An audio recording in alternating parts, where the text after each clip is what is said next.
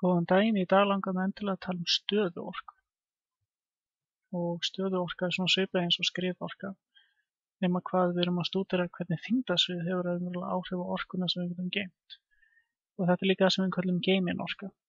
Og geymin að því leytinu til að ég get dregið hluti upp í þyngdarsvið og síðan skömmu seinna get ég fengið orkuna raunverulega aftur tilbaka, eða orkuna sem ég notaði í það að lyfta hlutnum upp. Þetta er geyminorka.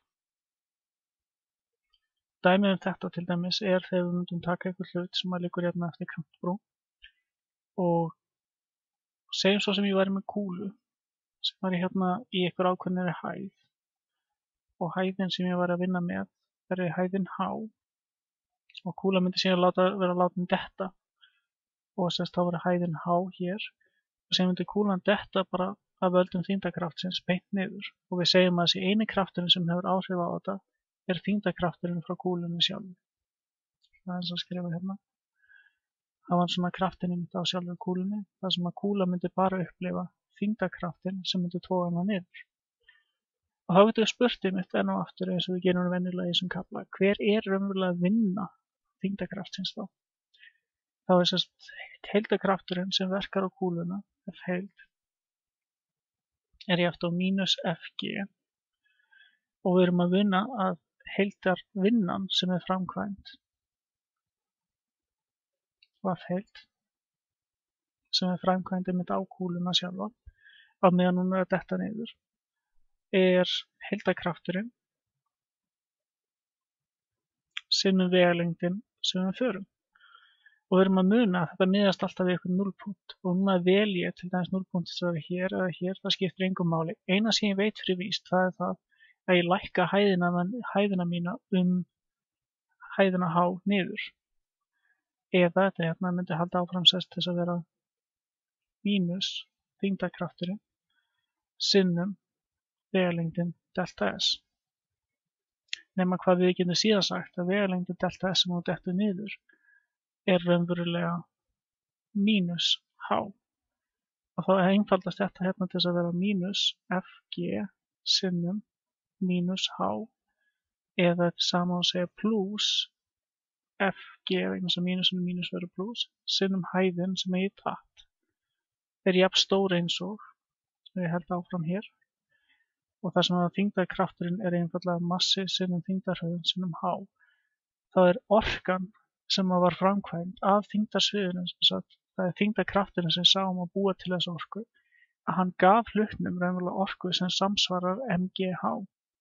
Þetta er magna orku sem hluturinn bætti við sig. Ef ég myndi fara öfugt, ég myndi snúa sérst dæminu við og ég myndi toga hlutin upp. Þá er það þannig að við að lyfta hlutnum upp þessa hérna hæð, þá er það þannig að hluturinn myndi upplifa með nákvæmlega öfuga leið að því sama. Við erum ennþá með þyngdarkraftin sem myndi toga hlutin niður, sama hvað. Það myndi verka andstætt stefninu sem við erum að vinna með. Eða andstætt myndi þessi hérna tilfelli vinna andstætt stefninu sem við erum að toga upp með. Og þá myndi heildarkrafturinn, eða heildarvinnan rétt þá sagt, myndi þessi hérna tilfelli, skiptum lit, heildarvinnan í þessi hérna tilfelli myndi þá bara vera sami eins og við höfum gert hérna, nema hvað í staðið fyrir delta S ekki mínus H og kemur bara pluss H vegna þess að við erum að auka hæðin okkar, mínus H þýðir að við erum að minnka hæðin okkar. Þannig myndum fá sem sagt mínus mgh. Þá myndi orkan þannig sé tapast, hérna myndi hún græðast. Og það er stóra spurningin hvert hún fer. Þannig séð getum við ímynda okkur að hluturinn hann sé búin að auka orku sína við það að hækka sig frá einum punkti yfir annan. Og hann er búin að bæta við sig svona ákveð mikið magna orku sem hann getur leyst aftur úr læðingi. Og pröfum núna að koma í skilgreiningu á þetta. Og það er með skilgreiningu svo að U sem er játt að stöðu orka. Það segjum að þessi hérna stærð mgh. Að heildarvinnan sem við upplifum eða hérna getum við fengið þessa stúdustöðu orkunni og breytast einmitt forverkin við að lyfta hlutnum upp þá eru auka stöðu orku hlutarins og við erum að láta hlutin detta niður þá eru að minnka stöðu orku hlutarins. Þetta virkar svolítið öfugt en þannig er það allan að þá er það jafnt á mgh eða mg delta S og það er tæknilega sig á að standa hérna mínus delta S í raun og veru. Að við að auka hlutin upp í hæð þá fáum við pluss og hitt fyrir mínus, sem sagt mg delta s, þannig séð. Sem sagt ef við aukum hæðina á hlutnum, eða eins og flestir hafa kosið að skrifa það, þá segir maður einmitt mgh og hæðin sem sagt vegalengdin sem ferðast upp eða niður. Og við getum tekið þetta hérna fyrir nákvæmara í litlu símdæmi. Það sem símdæmi myndi vera til dæmis svona aðstæði eins og við erum með hér. Það sem við erum með einhvers konar hlut sem við erum að færa annarkvort upp eða niður. Og segjum svo sem ég væri með kúlu hérna á jörðinni og myndi setja mig einmitt í það að færa kúluna upp alla leið hingað og setja hann einmitt upp á toppinn. Það vel ég viðmiðunarpunktinn minn til þess að sjá hversu mikla orku ég bæti við hlutnum. Það sem raunverulega að gerast hérna að ég bæti eitthvað x mikið orku inn í hlutin eða stöðuorka hlutarins. Að stöðuorka hlutarins yrði þá gefin einfaldlega til þess að vera mgh og hæðin sem við varum að skoða þessi hérna tilfelli væri til dæmis eitthvað eins og mínus, eða segjum að væri 10 metra hæð sem að væri hérna. Það var þessi hérna hæð 10 metrar og hluturinn hefði til dæmis massan 5 kg. Massi hlutarins er eftir 5 kg. Og þá myndum við til dæmis toga þennan hérna hlut beint upp á sylluna sem við fyrir ofan og þá segjum við um þetta að við erum búin að auka við orkuna, stöðuorkuna sem hluturinn hefur. Hann hefur núna örlítið meira eða hann er búin að ferðast 10 metri upp á við og þar leiðandi hefur 10 metri meira á stöðuorku heldur en hann hafði þegar hann var niður botnin á hérna kjálkanum hér. Þannig að þetta myndi enda með að vera 5 kg sinnum 9,8 metr yfir sekundri í öðru sinnum 10 metra hæð sem við förum upp eða þetta er sama að segja 98 sinnum 5 sem er 490 sjúl af orku.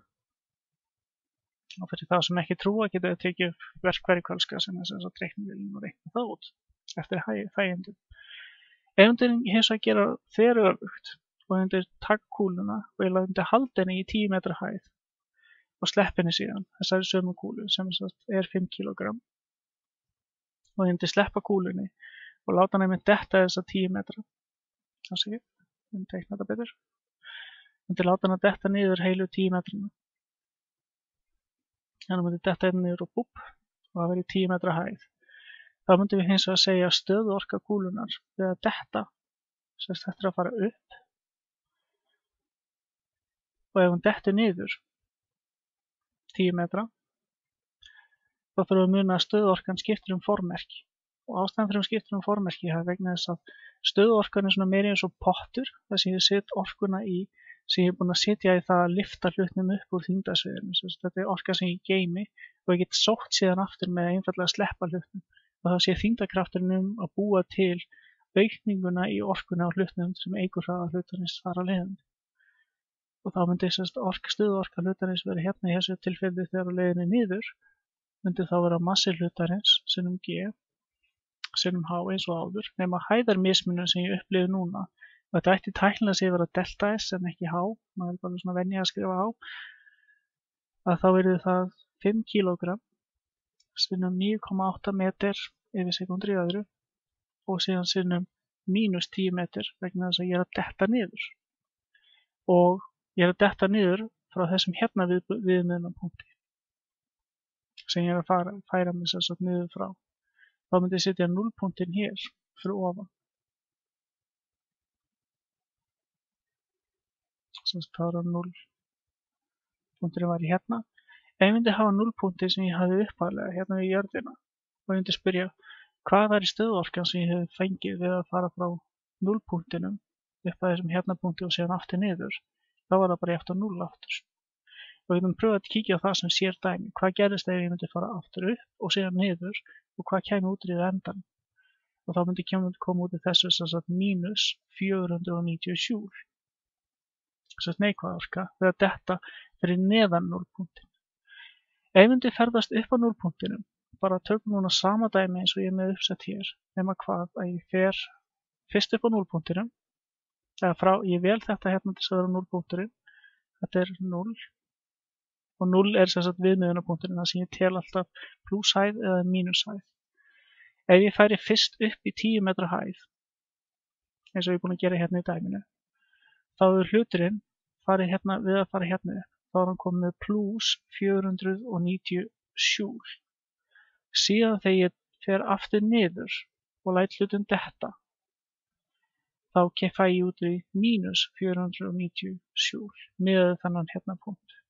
Myndi ég miða við jörðina, þá eina sem að virðist hafa gerst að hluturinn fór upp og síðan aftur niður, en við á leiðinu upp þá borgaði ég 490 joule við að lyfta hlutnum, en á sama tíma þá fékk ég tapað, þá græddi hluturinn 490 joule orku, en á sömu leiðinu þegar hann var að detta niður þá tapaði hann líka nákvæmlega sömu 490 joule orku.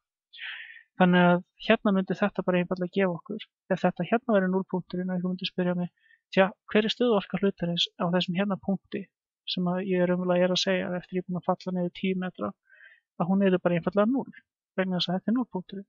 Á þessum hérna punkti þá það sama að segja að U jafnt og nákvæmlega hér með 0, að U jafnt og 5 kg sinnum 9,8 metr yfir sekúndur í öðru sinnum 0 meters hæð. Í þessu hérna tilfelli þá erum við að segja að þú ert búin að detta mínus 10 metra niður og í þessu hérna tilfelli þá ertu búin að auka hæðina 10 metra miðað við þennan hérna 0 punkt með botnin á gljúfrinu eða eitthvað svoleiðis. Og þá þetta 0, vegna þess að 0 sinnum öll þessi rölla myndi bara gefa okkur 0 joule orku. Það er engin aukin orka sem ég er búin að bæta við í hlutin sjálfum. Takk fyrir.